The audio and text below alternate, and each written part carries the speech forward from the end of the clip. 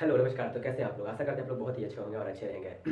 बहुत लोग ज़मीन लेते हैं, ज़मीन लेने में बहुत सारी चीज़ें त्रुटियाँ भी करते हैं, गलतियाँ भी करते हैं, जिसकी वजह से ओपन लैंड में या तो कहीं पे भी वो बहुत लोग कहते हैं कि फ्रॉड हो गया, ये हो गया, वो हो गया। वो सब गलतियाँ क्या करते हैं ना, उसमें से कुछ आपको हम पॉइंट्स बता देते हैं, जिससे कि आप वो गलतियाँ ना कर पाएँ, फिर वो सारी चीज़ कागज़ात छान-बीन कर के फिर कोई ज़मीन लें, ठीक है ना? तो वो ये कुछ पॉइंट्स हैं जो कि है, पहला अगर आप कोई ज़मीन ले रहे हैं, ठीक है ना? ज़मीन लेने से पहले ज़मीन ले रहे हैं, लेने का प्लान कर रहे हैं कहीं पे भी, तो आप एक काम ज़रूर करें, उस एरिया का सर्वे मैप ज़रूर ले लिए जो आप प्लॉट लेने वाले हैं, ठीक है? दूसरा आपका रजिस्ट्री पेपर आपको देखना है सारा चीज़, क्या उसमें सही चीज़ है कि नहीं है, जिसका ज़मीन है उसका नाम और पता ये सारा चीज़ डिटेल है या नहीं, ठीक है? और तीसरा सबसे बड़ी चीज़ है कि म्यूटेशन पेपर आप लीजिए, उसको ऑनलाइन या के सीए के पास जाकर के चेक करवा लीजिए कि ये ज़मीन उनके नाम पे है या नहीं है, ठीक है ना? फिर चौथा आता है वंशावली। वंशावली आप ज़रूर लें, अगर किसी किसान से या तो कहीं से किसी से भी ज़मीन ले रहे हैं, ये बहुत ज़रूरी होता है। वंशावली से आपको पूरा क्लैरिटी हो जाएगी कि ये ज़मीन सेल करने वाला का ही है, ठीक है ना? तब आपको अगर इच्छा हो रही है कि ज़मीन लेना है, तो आप क्या करें ना, तब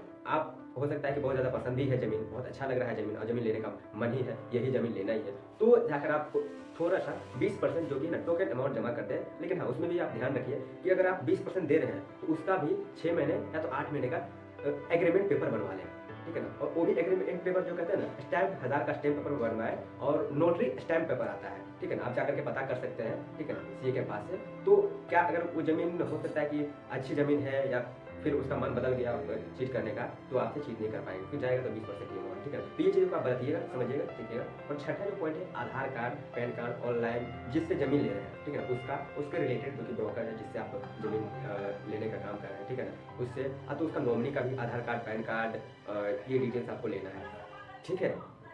और 2 गवाह जो ज़मीन ले रहे हैं उसके आस-पास 2 गवाह का भी आप ज़रूर डिटेल ले लें, ठीक है? और सातवाँ जो कि अगर ज़मीन ले ही रहे हैं तो उस एरिया का जहाँ का ज़मीन ले रहे हैं उस लोकेलिटी का छानबीन भी कर लें, जाँच-पड़ताल भी कर लें कि क्या ये ज़मीन सच में बिक रहा है? क्या ये ज़मीन इसी का ही है? जिससे कि आपको पूरा क्लैरिटी हो जाएगी कि हाँ, ये ज़मीन सेफ है, सिक्योर है, अब हम इन्वेस्ट कर सकते हैं या खरीद सकते हैं, ठीक है ना? इससे आप बच सकते हैं सारी चीज़ों से और ये सारी चीज़ करने के बाद आप लोकल एमिन, कहीं और एमिन से नहीं, वहाँ के लोकल एमिन से जाकर के डिस्कशन कर लें। वो जो मैप हुआ प्लॉट का या तो सर्वे मैप है, उससे जाकर कुछ लोकल एमिन से दिखाएँ, जाँच करवाएँ, ठीक है ना? हालाँकि इसमें कुछ पैसे खर्च हो सकते हैं, लेकिन इतना तो आप कर ही सकते हैं अगर 20 लाख, 30 लाख, 40 लाख खर्च यानी कि इन्वेस्ट कर रहे हैं तो, ठीक है ना? तो इस जो 7 पॉइंट हमने बताए, इस पॉइंट को आप अच्छे से समझिए और इसको अप्लाई कीजिए, तो ज़्यादातर चांसेस होगी कि आपका ज़मीन का जो धांधली होती है ना, वो नहीं हो पाएगा, ठीक है ना? तो अगर इस पॉइंट को आपके लाइफ में या तो इन्वेस्टमेंट लाइफ में कुछ असरदार रहे, तो इस वीडियो को ज़रूर शेयर एंड सब्सक्राइब कीजिए, ठीक है ना? ताकि हमारी प्रोत्साहन बढ़े और इस तरह से और इन्फॉर्मेशनल